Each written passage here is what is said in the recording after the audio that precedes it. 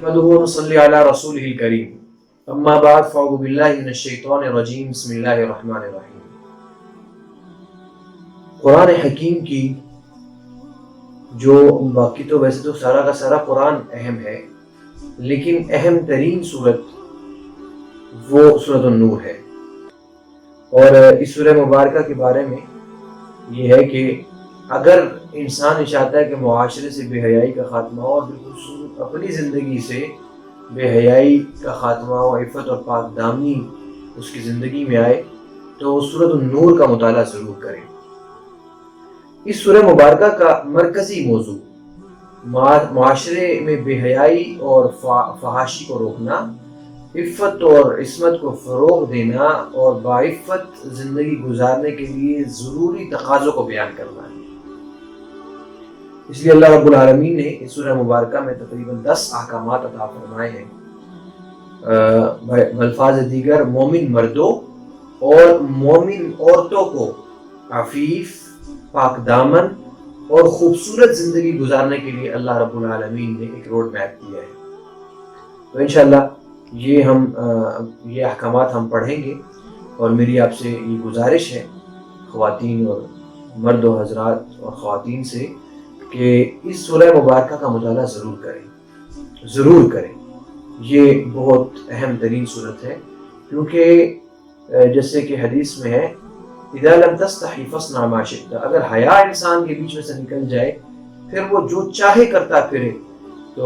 وہ اس کی جانوروں جیسی زندگی ہو جاتی ہے۔ لہذا حیا، پاک دامنی کے حصول کے لیے سورہ مبارکہ کا مطالعہ ضرور کرنا چاہیے۔ اس سورہ مبارکہ کے آیت نمبر 2 اور 3 میں اللہ تعالیٰ نے پہلا حکم بیان فرمایا ہے، وہ حد زنا کا۔ الزانیۃ والزانی فاجلدوا کل واحد منہما 100 جلدہ ولا تأخذکم بہما رأفۃ فی دین اللہ ان کنتم تؤمنون باللہ والیوم الآخر ولیشہد عذابہما طائفۃ من المؤمنین۔ یہ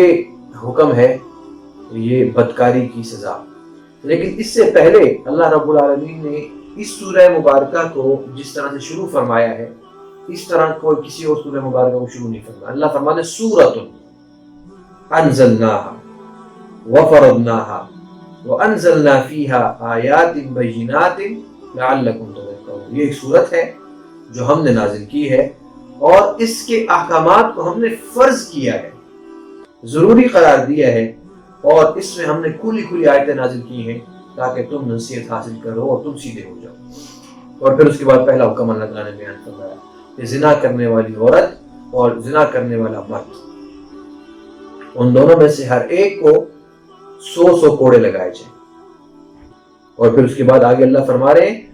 وَلَا تَأْخُذْكُمْ بِهِمَا رَأْفَةٌ فِي دِينِ اللَّهِ إِن كُنتُمْ تُؤْمِنُونَ بِاللَّهِ وَالْيَوْمِ الْآخِرِ۔ اگر تم اللہ اور یوم آخرت پر ایمان رکھتے ہو تو اللہ کے دین کے معاملے میں ان پر ترس کھانے کا کوئی جذبہ تم پر غالب نہیں آنا چاہیے۔ یہ تو مجرم ہے اور اس کی پریسٹیج جو ہے وہ متاثر ہو جائے گی، اس کی بھی حقوق ہیں، لہذا سرعام ان کو یہ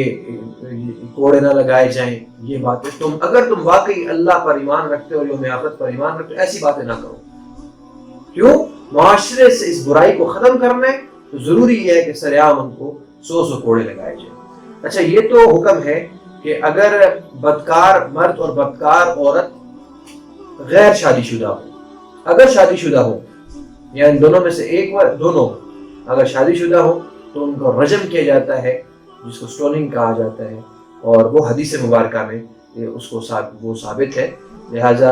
اگر غیر شادی شدہ مرد یا عورت بدکاری کرے تو ان کو 100 کوڑے لگے گی، اور شادی شدہ مرد یا عورت بدکاری کرے تو ان کو رجم کیا جائے گا۔ اور پھر اس کے بعد دوسرا حکم آیت نمبر 4 سے آیت نمبر 5 تک حد قذف کو بیان فرمایا ہے۔ یہ ہمارا پاکستانی لاء میں بھی اسی طریقے سے ہے، لیکن اس میں ہمارے پاکستانی لاء میں اس کی سزا اور ہے، لیکن شریعت میں سزا اور ہے۔ والذین یرمون المحصنات ثم لم یأتوا بأربعة شهداء فاجلدوهم 80 جلدة ولا تقبلوا لهم شهادة أبدا وأولئك هم الفاسقون۔ حد قذف کہتے ہیں کہ کسی بغیر ثبوت کے کسی پر زنا جیسے گہناؤنے جرم کا الزام لگا دے، بغیر کسی ثبوت کے، تو اس کو حد قذف کہتے ہیں۔ اللہ فرما رہے ہیں کہ جو لوگ پاک دامن عورتوں پر تہمت لگائیں، عورتوں کا تذکرہ خصوصی طور پر اس وجہ سے کیا کہ یہ تہمت عورتوں کو بہت نقصان پہنچاتی ہے، مردوں کو بھی یہی حکم ہے، جو لوگ پاک دامن عورتوں پر تہمت لگائیں اور پھر 4 گواہ پیش نہ کر سکیں۔ دیکھیں بدکاری کے لیے بدکاری کے ثبوت کے لیے عام چیزوں کے ثبوت کے لیے 2 گواہ ہیں، لیکن بدکاری کے ثبوت کے لیے 4 گواہ اللہ تعالیٰ نے رکھے۔ پھر 4 گواہ نہ پیش کر سکیں تو ان الزام لگانے والوں کو فجلدوہم 80 جلدہ، 80 کوڑے لگائے جائیں، ولا تقبلوا لهم شهادة ابدا، اور ان کی گواہی بھی قبول نہ کی جائے آئندہ کے بعد۔ تو جس طرح سے یہ بدکاری انتہائی گھناؤنا جرم ہے، اسی طریقے سے کسی بے گناہ پر شرعی ثبوت کے بغیر بدکاری کا الزام لگانا نہ صرف یہ کہ سخت گناہ ہے بلکہ اس میں سخت قانونی سزا بھی مقرر کی گئی، کیونکہ انسان کی کردار پر جب انگلیاں اٹھ جائے اور اس کا کردار خراب کر دیا جائے اور پھر اس کے کردار کو اگر کنٹروورشل بنا دیا جائے تو وہ پھر چاہے کتنا ہی دیندار کیوں نہ ہو، چاہے وہ کتنا ہی اللہ کے قریب کیوں نہ ہو، وہ سر اٹھانے کے قابل نہیں رہتا۔ لہذا اس وجہ سے اللہ رب العالمین نے بڑی سختی سے کردار کی حفاظت کرنے کا حکم دیا ہے اور اسی کوشش میں رہنا چاہیے، کسی کے کردار پر آنچ نہیں آنی چاہیے۔ اچھا، اب یہاں ایک چیز بڑا مسئلہ ہے، ایک بڑا پرابلم رہتا ہے۔ لوگ یہ کہتے ہیں جی جو 4 گواہ نہ ہوں تو اس کا کیا مطلب ہے، بدکاری کی سزا، بدکاری کو کھلا چھوڑ دیا جائے؟ تو یاد رکھیں کہ 2 چیزیں ہوتی ہیں، اس چیز کو سمجھ لیجئے۔ ایک ہوتی ہے حد جو اللہ تعالیٰ کی طرف سے مقرر کردہ ہوتی ہے، اور اس کے ثبوت کے لیے اور اس کو ثابت کرنے کے لیے بھی ایک خاص طریقہ کار ہوتا ہے، ایک خاص پروسیجر ہوتا ہے جس کو فالو کرنا پڑتا ہے۔ اور حد کا فائدہ یہ ہوتا ہے کہ جب حد اپنے پروسیجر سے ثابت ہو جاتی ہے پھر اس کو کوئی معاف نہیں کر سکتا، چاہے جس کے ساتھ وہ کام ہوا ہے وہ معاف کرنا چاہے وہ بھی نہیں کر سکتا، حاکم وقت معاف کرنا چاہے وہ بھی نہیں کر سکتا، کوئی بھی معاف نہیں کر سکتا۔ جبکہ دوسری جو چیز ہوتی تعزیر، اور یہی چیز انہی الفاظ کے ساتھ ہمارے پاکستانی لاء میں بھی ہے، تعزیر کا مطلب یہ ہوتا ہے کہ اگر ایک چیز ہے وہ حد تک یا حد کے جو اس کا پروسیجر ہے اس تک نہیں پہنچی لیکن گناہ ثابت ہو گیا ہے، جرم ثابت ہو گیا ہے، تو عدالت کو، کورٹ کو اختیار ہوتا ہے کہ وہ اپنی طرف سے اس کو کوئی سزا دے دے، تو تعزیر ہو سکتی ہے۔ تیسرا حکم آیت نمبر 6 سے آیت نمبر 10 تک لعان کے بارے میں، اور لعان کا یہ طریقہ کار یہ ہے کہ شوہر بھی اور بیوی بھی 5 قسمیں کھائیں گے۔ وہ طریقہ کار اس طرح سے ہوگا، 4 قسمیں وہ کھائے گا، مرد کھائے گا کہ میں اللہ کی قسم اٹھاتا ہوں، شہادت باللہ، میں اللہ کی قسم اٹھاتا ہوں، میں اللہ کو گواہ بناتا ہوں کہ میں سچا ہوں، میں نے واقعی اس کو ملوث پایا ہے۔ اور 5ویں قسم وہ یہ کھائے گا کہ مجھ پر اللہ کی لعنت ہو اگر میں جھوٹا ہوں۔ اور دوسری طرف عورت اور بیوی وہ یہ 4 قسمیں کھائے گی کہ میں اللہ کی قسم اٹھاتی ہوں کہ میں شہادت باللہ انہ لمن الکاذبین، کہ یہ جھوٹا ہے، 4 مرتبہ اس طرح قسم کھائے گی۔ اور 5ویں والخامسۃ ان غضب اللہ علیہ ان کان من الصادقین، 5ویں قسم وہ اس طرح سے کھائے گی کہ مجھ پر اللہ کا غضب ہو اگر یہ سچا ہو۔ اس طرح جب یہ قسمیں کھا لیں گے تو ان میں ہمیشہ کے لیے جدائی ہو جائے گی، اس کو لعان کہتے ہیں۔ اور دراصل یہ اس وجہ سے رکھا ہے کہ اب شرعی حدود تو پورے نہیں، شرعی گواہ تو پورے نہیں ہیں، اور وہ جو کرائٹیریا شریعت نے بنایا اس کو تو پورا نہیں کیا جا سکتا، لیکن آپ اکٹھے رہ بھی نہیں سکتے تو ان کو ہمیشہ کے لیے جدا کر دیا جائے۔ اور پھر اس کے بعد اللہ رب العالمین جو چوتھا حکم، بلکہ اس سے اگلے جتنے بھی احکامات آ رہے ہیں وہ بڑے عجیب و غریب حکمتوں پر مبنی ہے۔ دیکھیں اسلام ایسا دین نہیں ہے کہ وہ برائی کو اپنی زیر سایہ پنپنے دے اور پھر جب برائی شروع ہو جائے پھر اس کو ختم کرنے کے لیے بیجا سختیاں کرتا پھرے۔ اسلام ایسا نہیں، بلکہ ہمیشہ اسلام برائی کا شروع سے ہی قلع کما کرتا ہے۔ لہذا اس کے بعد جتنے بھی احکامات آپ دیکھیں گے وہ اللہ رب العالمین وہ احکامات بیان فرما رہے ہیں کہ جن سے بدکاری اور بدکاری کے اسباب کا شروع سے ہی خاتمہ ہو جاتا ہے، شروع سے ہی خاتمہ ہو جاتا ہے، تاکہ کوئی معاشرہ بے حیائی، فحاشی اور عریانی کی طرف جائے ہی نہ۔ اور کوئی معاشرہ بدکاری کی طرف حرام کاری کی طرف جائے نہ۔ تو اللہ تعالیٰ سب سے پہلا حکم یہ جو دے رہے ہیں، چوتھا حکم جو عطا فرما رہے ہیں وہ گھر میں داخل ہونے کے آداب، یعنی یا ایھا الذین آمنوا، آیت نمبر 27 میں، یا ایھا الذین آمنوا لا تدخلوا بیوتا غیر بیوتکم حتی تستأنسوا وتسلموا علی اہلہا، اے ایمان والو جب تم کسی کے گھر جاؤ تو اس وقت تک اس گھر میں داخل نہ ہو جب تک کہ تم وہاں پر اجازت نہ لے لو اور گھر والوں کو سلام نہ کر لو۔ تو کسی کے گھر میں داخل ہونے کے آداب شروع سے اللہ تعالیٰ نے بیان فرما دیے تاکہ یہ راستہ ہی بند ہو جائے، اور پھر آگے یہ بھی کہا کہ جب تم سے کہا جائے کہ واپس چلے جاؤ تو واپس چلے جاؤ۔ دراصل یہاں پہ گھر سے مراد پرائیویسی ہے، کسی کی پرائیویسی میں آپ ویسے نہ داخل ہو، کسی کی پرائیویسی میں آپ ایسے نہ جائیں جب تک اجازت نہ لے لیں۔ تو اسے معلوم ہوا کہ یہ وہ بنیادی چیزیں، دیکھیں جب ہمارے آج شہروں میں تو اتنا نہیں ہوتا لیکن گھروں میں انسان بلا دریغ داخل ہو جاتا ہے۔ ہمارے گھروں میں بھی، شہروں میں بھی جوائنٹ فیملی سسٹم ہوتا ہے، وہاں پہ کزنز ہوتے ہیں، آپس میں چلے جاتے ہیں اور پھر وہ خود بخود آہستہ آہستہ وہ برائی پنپنا شروع ہو جاتی ہے۔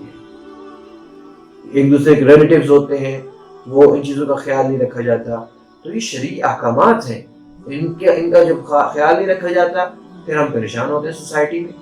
لہٰذا جب بھی کسی کے گھر جائیں اجازت لے کر جائیں، اور یہ کوئی بات نہیں ہوتی اگر وہ یہ کہے کہ تم واپس چلے جاؤ تو واپس چلے جانا چاہیے، بجائے اس کے کہ انسان وہ پریشان ہو۔ پانچواں حکم اللہ تعالیٰ دیکھیں گے ارشاد فرما رہے ہیں آیت نمبر 30 میں، بڑا اہم ترین حکم، قل للمؤمنین یغضوا من ابصارہم، اے مومن کہہ دیجئے مومن مردوں کو کہہ دیجئے کہ وہ اپنی نگاہیں نیچے رکھیں،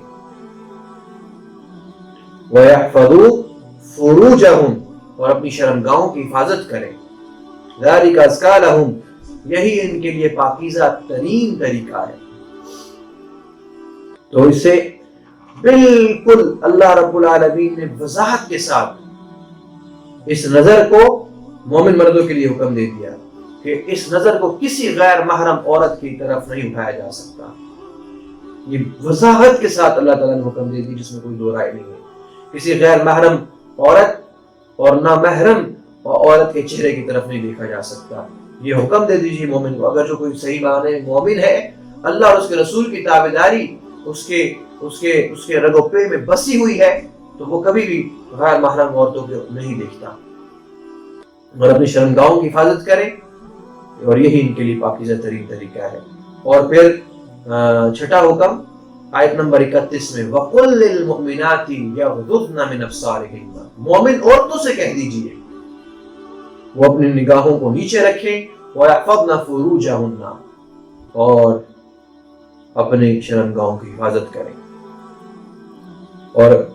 احباب یہ بالکل اللہ تعالیٰ نے مرد کے لیے بھی اور عورت کے لیے بھی نگاہوں کی حفاظت کو لازم قرار دے دیا۔ نگاہوں پر پہرا ڈالنا بڑا ضروری ہے۔ یاد رکھیں برائی کی ابتدا ہی، فحاشی عریانی کی ابتدا ہی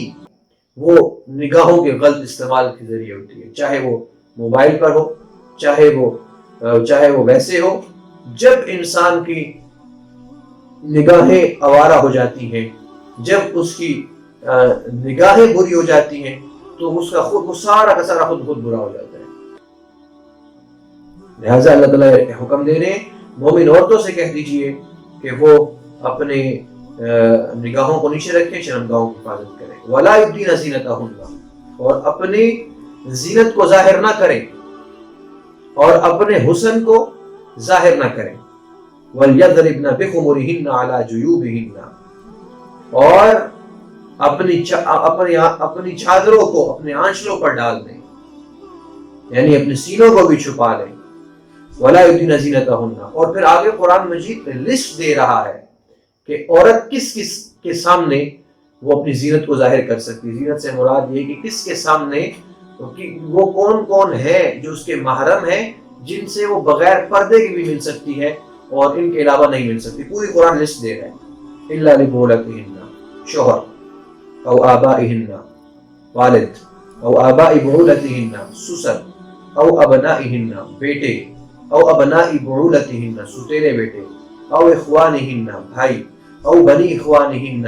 بھتیجے، او بنی اخواتہن بھانجے، او نسائہن دوسری عورتیں، او ما ملکت ایمانہن اور ایسے ہی غلام، اب التابعین غیر اولی الاربۃ من الرجال، اب التابعین غیر اولی الاربۃ من الرجال، کہ وہ نوکر چاکر جن میں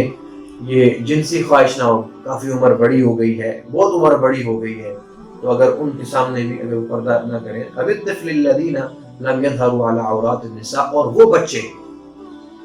بچے لم یظہروا علی عورات النساء جو عورتوں کے بارے میں پوشیدہ رازوں سے جن کو علم نہ ہو، یعنی جو وہ چھوٹے بچے ہیں، یہ پوری لسٹ دی ہے، ان سے عورتیں جو ہیں وہ پردہ نہیں کریں گی، ان کے لیے محرم ہے، اس کے علاوہ ہر ایک سے پردہ کرنا ضروری ہے، اور ہر ایک کے سامنے اپنی زینت کو چھپانا ضروری ہے، اور یہ حکم مومنات سے ہے، جو اللہ اور اس کے رسول کو بڑا سمجھنے والیاں ہیں ان سے ہے۔ اور ویسے بھی دیکھیے ذرا ریشنل انسان سمجھیے اس کو، کہ یہ جو پوری لسٹ اللہ تعالیٰ نے دی ہے، اب اگر کوئی عورت، کوئی خاتون، ان کے علاوہ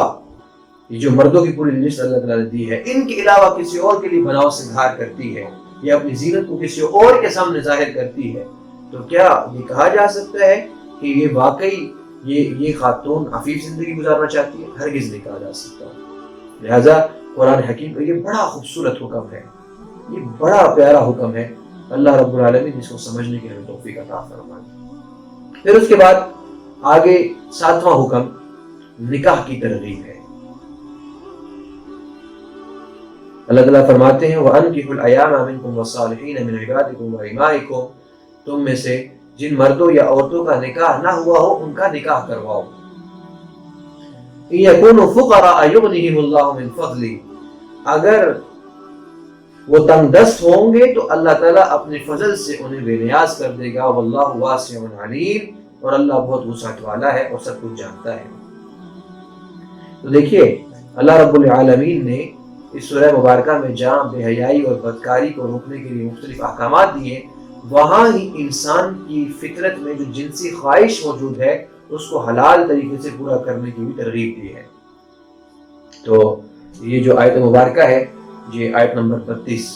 یہ ہمیں بتا رہی ہے کہ جو بالغ مرد و عورت نکاح کے قابل ہوں تو ان کے تمام متعلقین کو یہ کوشش کرنی چاہیے کہ ان کا نکاح ہو جائے،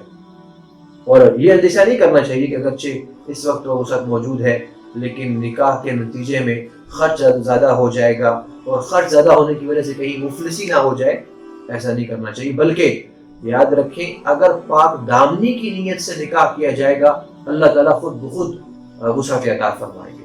یہ بات اللہ کیا فرما رہا ہے، إِن يَكُونُوا فُقَرَاءَ يُغْنِهِمُ اللَّهُ مِنْ فَضْلِهِ، اگر فقیر بھی ہوا اللہ تعالیٰ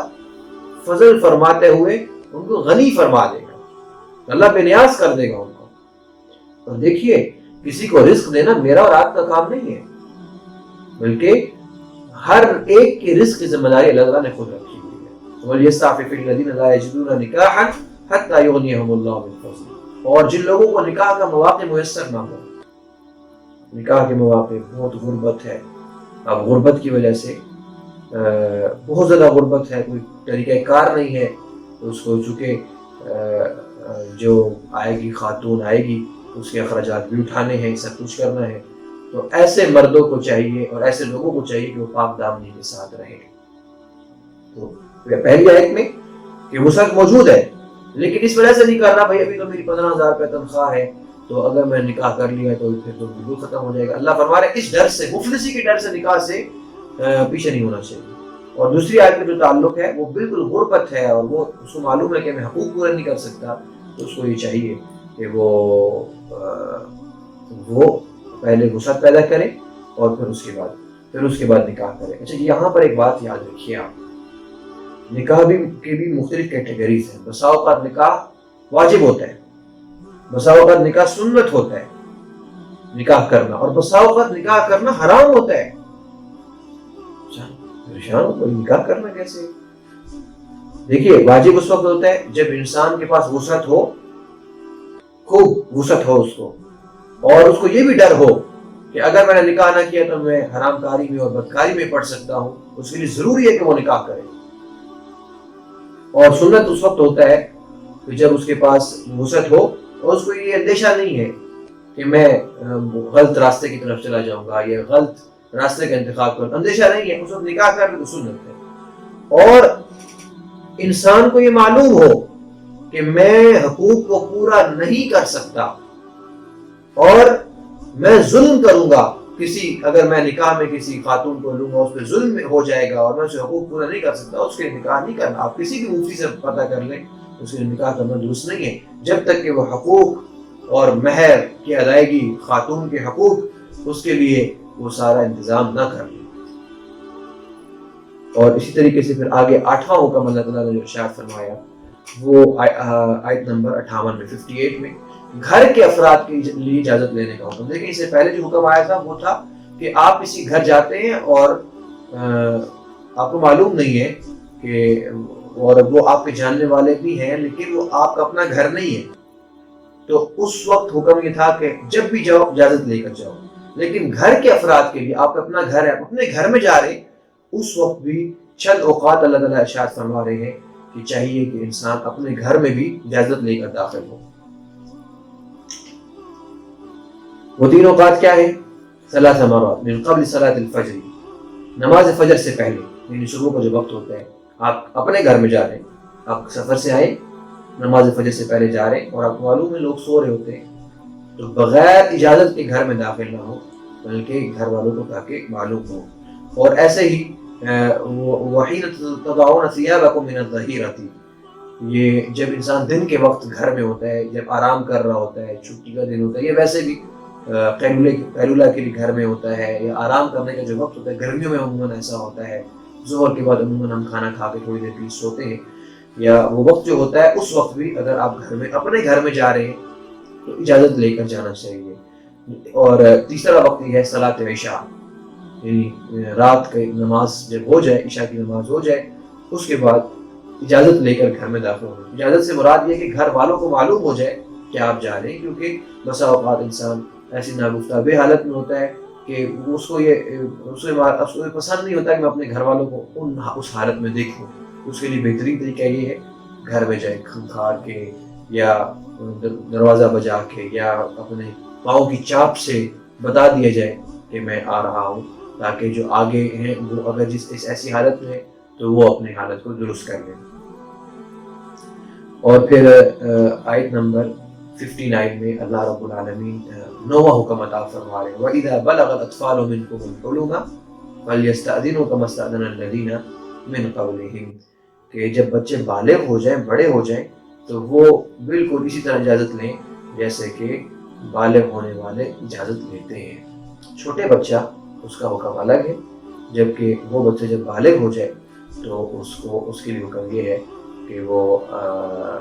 اسی طرح اجازت لے کر داخل ہو جیسے کہ داخل ہوتے ہیں۔ اور پھر آگے 10واں حکم اللہ رب العالمین آیت نمبر 61 میں عطا فرما رہے ہیں فَإِذَا دَخَلْتُمْ بُيُوتًا فَسَلِّمُوا عَلَىٰ أَنفُسِكُمْ تَحِيَّةً مِنْ عِندِ اللَّهِ مُبَارَكَةً طَيِّبَةً، کہ جب تم گھروں میں داخل ہو تو لوگوں تو سلام کیا کرو، جب تم گھروں میں داخل ہو تو سلام کیا کرو اونچی آواز سے۔ آپ صلی اللہ علیہ وسلم نے ارشاد فرمایا لا تدخلون الجنة حتى تحابوا، آپ علیہ السلام نے ارشاد فرمایا کہ تم اس وقت تک جنت میں داخل نہیں ہو سکتے جب تک کہ تم آپس میں محبت نہ کرو، جب تک تم آپس میں محبت نہ کرو۔ اولا ادلکم علی شیء اذا فعلتم تحاببتم، حضور علیہ السلام نے فرمایا تمہیں ایک چیز بتاؤ کہ اگر تم وہ کرنا شروع کر دو تو تمہارے دلوں میں آپس میں بڑی محبت پیدا ہو جائے۔ افشوا السلام بینکم، کثرت کے ساتھ سلام کیا کرو، کثرت کے ساتھ سلام کیا کرو۔ السلام علیکم، یہ السلام علیکم یہ چونکہ رسول اللہ صلی اللہ علیہ وسلم کی سکھائی ہوئی دعا ہے، طریقہ کار ہے اور قرآنی حکم ہے، تو اس وجہ سے اس کا ایک خاص اثر ہوتا ہے۔ آپ دیکھیے نا، آپ بس میں سفر کر رہے ہیں